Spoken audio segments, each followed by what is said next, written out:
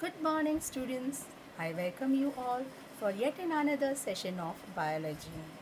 Now, students, in the previous session, we were dealing with the respiration in case of human beings. There we studied that respiration in human beings has two parts, that is external respiration, that is breathing, which is a mere exchange of gases, and internal respiration, which is nothing but the breakdown of food material, that is oxidation of food material to liberate the respiratory waste carbon dioxide, and along with that energy is also released out in the form of ATP.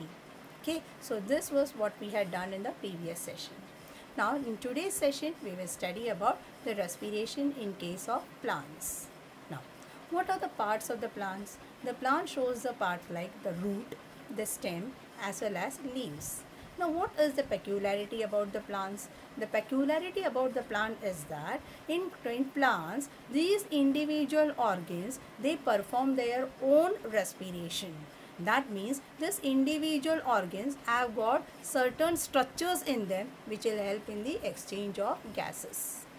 Okay. Now, at the same time, in case of plants, there is a little transport of respiratory gases from one part to another part.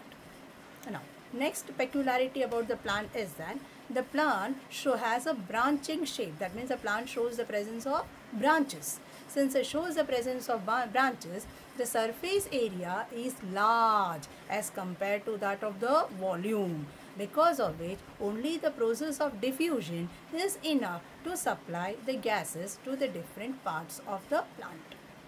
Okay. Now, students, as I discussed in the first point that there are different structures in the leaf, stem and the root to carry out respiration. Now we will study these individual structures. Now students, this is the respiration in leaves. Now the respiration in leaves takes place through minute openings which are called as the stomata. Now in the stomata, can you see these blue bubbles here? These blue bubbles are of oxygen. Can you see the oxygen entering into the stomata?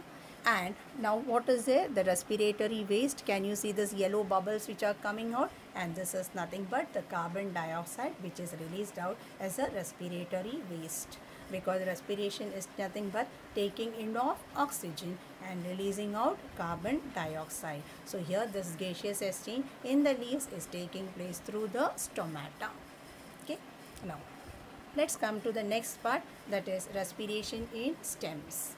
Now the respiration in stems takes place through the minute openings in the stem which are called as the lenticels. Lenticels. Now this is called as, the structures are called as lenticel because they are lens shape openings. Lens shape opening, so they are called as lenticels. So students, here can you see a lenticel in a stem? Can you see those blue bubbles which are entering inside? That is the oxygen. Can you see the yellow bubbles which are coming out? That is nothing but carbon dioxide. So in case of a stem, the respiration takes place through the lenticels. Next, you are going to study respiration in root. Now you know that root is an organ of the plant which is present underground. That means it is inside the soil. So if it is inside the soil, how it will respire? Now the root will respire with the help of the air which is entrapped between the soil particles. Now you know that the plowing is done so that the soil becomes loose. So when the soil becomes loose, the air will get entrapped between the soil particles, and that air which is getting entrapped in the between the soil particle is utilized by the root to carry out respiration. So you can see this is a root, this is the root, and the root is carrying out respiration, but the root is carrying out respiration through which structures? Now in the root, can you see the small thread-like structures? The small thread-like structures in the root is called as the root hairs, and through the root hairs the oxygen is taken inside and carbon dioxide is released out. So I hope you by this time you might have understood the respiration in different parts of the plant, like that of the leaf, the stem and the root. At the same time, you would have understood what are the structures which are utilized by these different organs. Okay.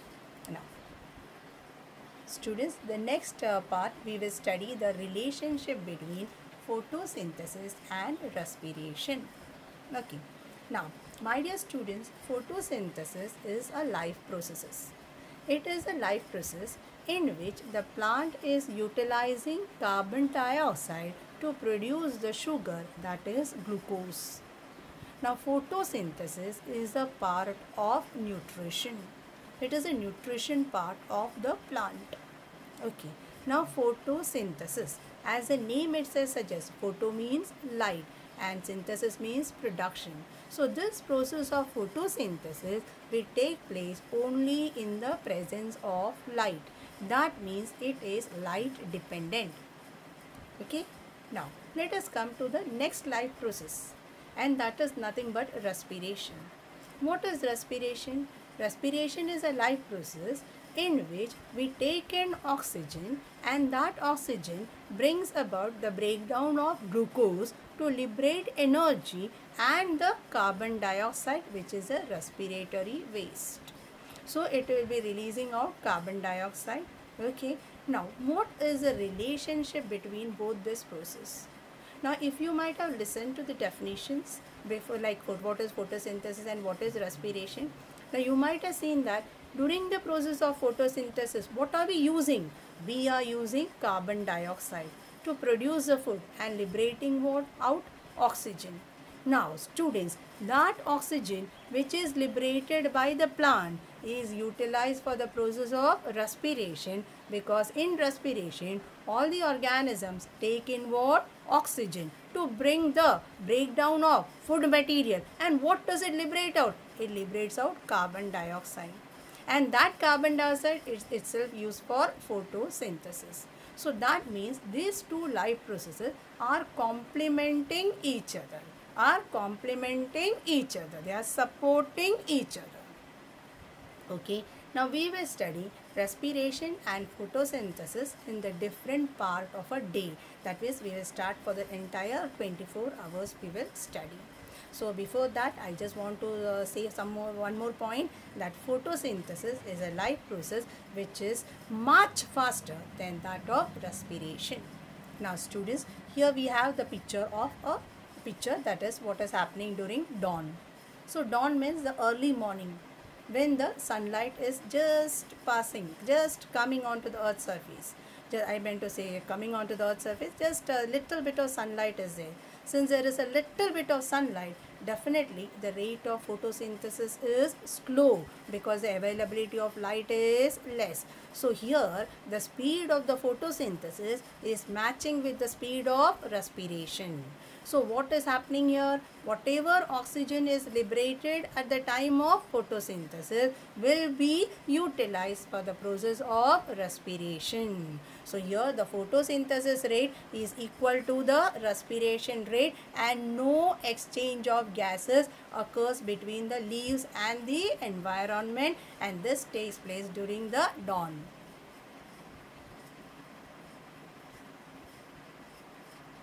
I hope you might have understood this. Now let's go to the next part and let us see what happens during the daytime. So daytime, that means ample amount of sunlight is there.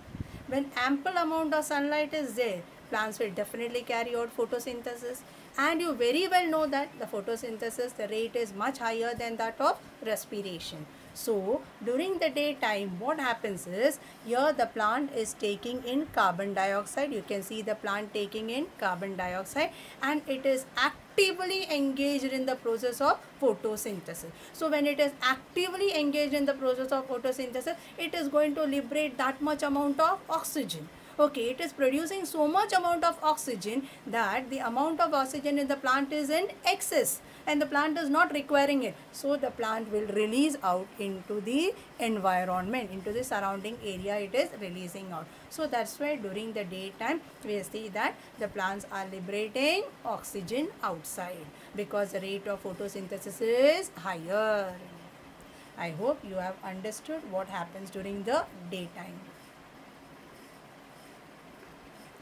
Now let's study the interrelationship during night. Now during the night, Now that means light is not there. If light is not there, that means what is absent, students? Photosynthesis is absent. If the photosynthesis is absent, that means the plant is totally dependent upon the atmospheric air for oxygen. So in the night, here you can see that oxygen is entering inside for the process of respiration, because photosynthesis is absent. Since photosynthesis is absent, the plant is dependent upon the atmospheric oxygen to carry out respiration. So you can see the oxygen entering inside. After the oxygen entering inside, now in the night time, when it undergoes respiration, it produces the respiratory waste, that is carbon dioxide. Now the carbon dioxide is a respiratory waste, so it cannot store it in the plant. So since it cannot store, it's a waste. How can you store the waste in a plant? So what is the plant doing? The plant is throwing it out. So can you see the carbon dioxide gas which is coming out at the night time? Yeah. So this is what happens during the night. Okay. Now, students, I hope you have understood the relationship between photosynthesis and respiration during the different time of a day. Okay. Now students, during the night time, I have told you previously that the stomata is closed. So you might be having a question in your mind, then how is the gaseous exchange taking place? So let me tell you, during the night time, I agree to the fact that the stomata is closed, but the gaseous exchange is taking place through the lenticels. Okay. Now students, let us do the activity 6.4 of your NCERT textbook, because we are completed with the theory part of respiration. Now this activity 6.4 of the NCERT textbook is to prove that carbon dioxide is released at the time of exhalation. Exhalation, that is throwing away the foul air. Okay. Now here what I do is, I am going to take a test tube, and in the test tube I am going to fill it with lime water. Lime water is nothing but the calcium hydroxide solution. Okay. Now this calcium, I am going to put a cork to that particular test tube, and I am going to connect a bent tube towards it. Through the bent tube, I will ask a student to exhale inside. So the student will start exhaling inside. Slowly after some time, what I see is, I see that the color of the lime water changes. Why the color of the lime water changes? Because as I mentioned to you, the lime water is calcium hydroxide, and now here the student is exhaling and giving in what? Carbon dioxide. So the calcium hydroxide gets converted to form a compound called as a calcium carbonate, which gives a milky coloration. Can you see the milky coloration of the calcium carbonate? So this proves that carbon dioxide is given out at the time of exhalation.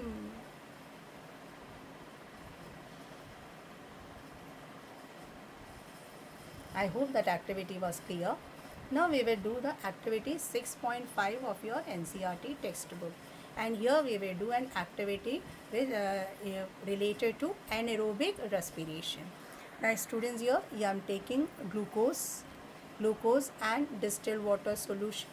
To this glucose and distilled water solution, I am adding the microorganism, that is yeast. You can see yeast, it is a fungi, a unicellular fungi I have added to the glucose solution.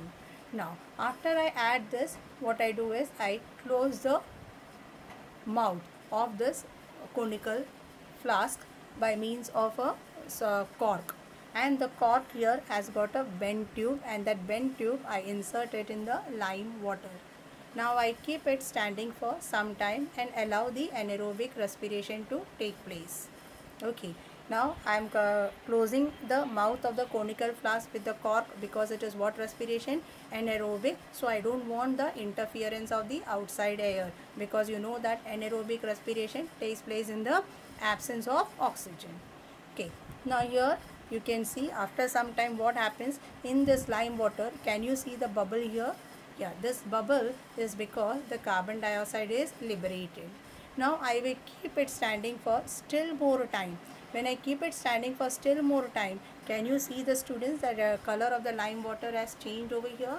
Okay, it has become milky. This proves that what is carbon dioxide is released at the time of anaerobic respiration. Can you see still the bubbles are there, liberating what? Carbon dioxide. So this activity proves that during the anaerobic respiration of the yeast, it is releasing out carbon dioxide. And you know that the anaerobic respiration of yeast involves a part which is called as a ethyl alcohol fermentation. So at the time of ethyl alcohol fermentation, the respiratory waste is carbon dioxide.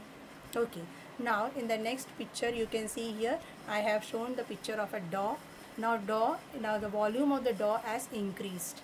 Why the volume of the dough has increased here? Because I have added yeast. So yeast is helping in fermentation of the dough, and when the fermentation takes place, yeast is liberating ethyl alcohol and carbon dioxide. So actually the carbon dioxide gas is getting trapped all over the dough. Inside, no, the carbon dioxide gas is getting trapped, because of which, you know what happens, the dough will undergo inflation. Inflation, that means it will enlarge in size. So can you see the enlargement of the dough? Now this dough is used for the preparation of breads. So when I prepare the bread, whatever carbon dioxide is trapped in between this dough, that carbon dioxide escapes. And when it escapes, it gives a porous structure to whatever food materials I prepare. So have you seen the pores in case of a bread? Now the pores in case of a bread is the place where the carbon dioxide was trapped in the dough of that bread. Okay, I hope you have understood this activity too.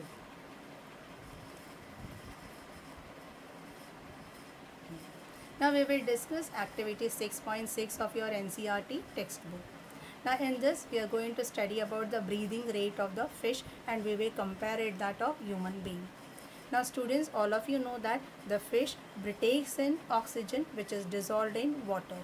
But the problem is that oxygen is sparingly soluble in water. So the fishes have to put more effort to take in oxygen from the water. So the respiratory rate of a fish is much higher than that of human being, and the respiratory rate of a fish is around 90 to 100 times a minute. Now let us compare that with that of the human beings. Now in case of human beings, we know that the atmosphere contains 21% of oxygen. So we have ample amount of oxygen outside, so we may not breathe that faster like a fish. So our respiratory rate or breathing rate is less, that is only 12 to 20 breaths per minute. I hope you have understood this activity too. Now students, this marks the end of the respiration part of the lesson, life processes. Now we will start with the next part of life processes, and in that we are going to study about transportation. Now transportation, that means you are going to transport something in your body. And who is a transporter? And the transporter is nothing but our fluid connective tissue, that is blood. Now you may wonder how the respiration, that is one life process, and transportation on the other life process, how are they interrelated? To understand that, I will tell you some facts about respiration. Now students, all of you know that the functional unit of a respiratory system is nothing but alveoli. Now in a human lungs, there are about 400 million number of alveoli. And if this 400 million number of alveoli were to be flattened, the total area would be 80 meters square. That means such a vast area. Why nature has given such a vast area for the lungs? So that there can be maximum exchange of gases. And you know this exchange of gases takes place by a process which is called as diffusion. Okay. Now let's go for another fact. Okay. Now it has been found out that to transport one molecule of oxygen from the lungs to the toes by the process called as diffusion, it takes 3 years. That means it takes 3 years for a molecule of oxygen to move from the lungs to the toes by the process of diffusion. No, this is not happening, correct? Are we taking 3 years? No. Then thanks to the process of circulation or transportation, or thanks to blood which is containing RBCs, which makes the transportation of gas much quicker, much faster, because of which we are surviving. So this is the relationship between respiration and transportation. Respiration is taking up the gas and it is just putting it into the blood. It is the blood which is transporting it in a faster rate to different parts of the body, because of which we are surviving. Is it clear? Yeah. So transportation in case of human beings takes place by blood. All of you know that the blood is a fluid connective tissue. You know that the blood is red in color. So here I have shown a blood vessel. It is showing the different elements of blood or components of blood. That is the plasma, the red blood cells, white blood cells and the platelets. So all of you can see the different components of blood. Now we will study each component in detail. Components of blood. Now in this components of blood, the first component you are studying is plasma. Now plasma, you can see here yellow color I have marked. Plasma is a liquid component of blood. Now the fluidity of the blood is because of the plasma. Okay, so you can see here this is the plasma. That is a liquid component of the blood. Now what are the constituents of the plasma? Now the plasma consists of 90% of water. At the same time, it contains the dissolved substances like the digested food, the waste material, the respiratory gases and different salts are found in the plasma. The plasma is a colorless liquid. Here only to denote the plasma, it has been colored yellow. So it is basically a colorless liquid, okay, of the blood. The blood is red in color because of the presence of RBC. So let's go to the next component of blood, and in this we are going to study about red blood cells or red blood corpuscles. Now the red blood cells, they are red in color because of the presence of hemoglobin. Now human red blood cells do not have nuclei. Since they do not have nuclei, they survive only for a limited span of time, and that is 120 days. The RBCs in case of human being help in the transport of oxygen and carbon dioxide, that is the respiratory gases. So students, can you see the RBCs here? These are the RBCs. Now let's go to the next component. That is, we are going to study about WBCs. So can you see the WBCs here? Now let me tell you students, these WBCs are colorless. But here it appears colorful because we have stained it. We have applied dye. So since we have stained it, it is appearing colorful. Now WBCs are the ones which fight against the infection. They fight against the infection by producing chemicals which are called as the antibodies. Since they protect us from infection and fight against the infectious germs, now they are often called as the soldiers of our body. Now let's go to the next part. That is, we are going to study about the next component. It is very important component, and that is nothing but blood platelets. Now what are the blood platelets? The blood platelets, you can see the white part over here. This is the white part, is the blood platelet here. Okay. Now blood platelets are actually the tiny fragments of a special cell which is formed in the bone marrow. The special cell just gets broken down to form small pieces or fragments which forms the bone marrow. Which forms the blood platelets. The blood platelets do not have a nuclei. Now what is the function of a blood platelet? The blood platelet help in the clotting or the coagulation of blood in a cut or a wound. So in the next slide we will see now the wound is covered by a blood clot. So students, here this is a wound. Okay, and this is a wound. This is a wound, and the wound is being covered by a semi-solid mass, and this semi-solid mass is nothing but a blood clot. What is the importance of the blood clot? The importance of the blood clot is that it prevents the undue loss of blood. Undue loss of blood means unwanted loss of blood is prevented. At the same time, it prevents the entry of germs inside the wound and prevents the further infections of the wound. I hope you have understood all the components of blood. Now let us see the functions of blood. Now the blood is basically, it is transportation which is carried by blood. So let us see what all the blood transports. The blood helps in the transport of respiratory gases like oxygen and carbon dioxide. Blood helps in the transport of digested food and hormones. Blood helps in the transport of waste product from the liver to the kidney. The blood protects us from diseases. The blood helps in maintaining the body temperature. Okay, so these are the functions of blood. So students, we have spoken about blood and we have seen the components of blood. We saw what all the blood is transporting, correct? But who is the one who is making the blood actually move in the body? And that is nothing but our organ, heart. The heart is pumping the blood. Because it is pumping the blood is continuously moving in our body. And the blood is moving through the structures which are called as the blood vessels. Now the blood vessels in case of human beings are of three types, that is arteries, veins and capillaries. So now we will study about the blood vessels.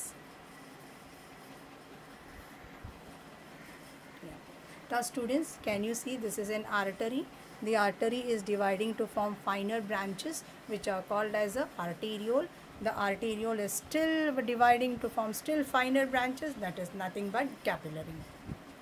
Now, can you see many capillaries are uniting together to form a small structure called venule, and these venules again unite together to form a vein. So this is a relationship between an artery and a vein. Arteries divide to form smaller blood vessels which are called arterioles. Arterioles still divide to form finer structures which are called capillaries. These finer structures, the capillaries, unite together to form a venule, and many venules again unite together to form what is called as the vein. Okay. Now here you can see the artery, the wall of the artery. You can see the wall of the artery is thick. But what about the wall of the vein? The wall of the vein is thick. Why is the wall of the artery thick? Because the blood is under high pressure in an artery. So it has got thick wall. Whereas in case of vein, the blood is under low pressure. So it has got a thin wall. Okay. Now students, at the same time, can you see the valve inside the vein? Okay, where you can see that in an artery the valve is absent. So presence of valve is a characteristic feature of a vein, whereas the valves are absent in case of an artery. Now artery is a blood vessel which will always carry what type of blood? The pure blood, that is the oxygenated blood, whereas a vein is a blood vessel which will carry impure blood, that is a deoxygenated blood. Okay. Now let us see still more difference between arteries and veins in the next slide. Now, difference between arteries and veins. Now arteries, they carry the pure blood from the heart to the different parts of the body. But then what does a vein do? The veins collect the impure blood or the deoxygenated blood from the different parts of the body and return it back to the heart. Now, the arteries are deeply situated in our body, whereas the veins are superficially situated. Arteries do not have valves. Veins shows the presence of valves. So, these were some of the differences between arteries and veins. But students, there is an exception. Exceptional case is there. The exceptional case is regarding the pulmonary artery. Students, you know the artery carries the pure blood. But there is one artery which carries the impure blood, and that is nothing but the pulmonary artery. Pulmonary artery is the only artery which carry impure blood or the deoxygenated blood. And the pulmonary vein is a vein which carry what type of blood? Pure blood or oxygenated blood. Generally the veins will carry impure blood or deoxygenated blood. But here the pulmonary vein is the one which carry pure blood or oxygenated blood. So that was the end of the blood vessel, that is arteries as well as veins. I suppose that all of you might have understood what was taught in this session of biology. Now students, this marks the end of the session. Now you have some assignment questions here. You have to explain the process of respiration in plants. So you will talk in with regards to the leaves, the root as well as stem. Okay. Then you have to explain the interrelationship between photosynthesis and respiration. You have to explain it in short during the dawn, during the night time and during the daytime. You to explain the different components of blood and distinguish between arteries and veins and what is a blood clot. Okay, you know that it is nothing but a semi-solid mass which is going to plug a wound, and how it is helpful to us, that also we have discussed. Okay, I hope all of you might have understood. Okay, now thank you students.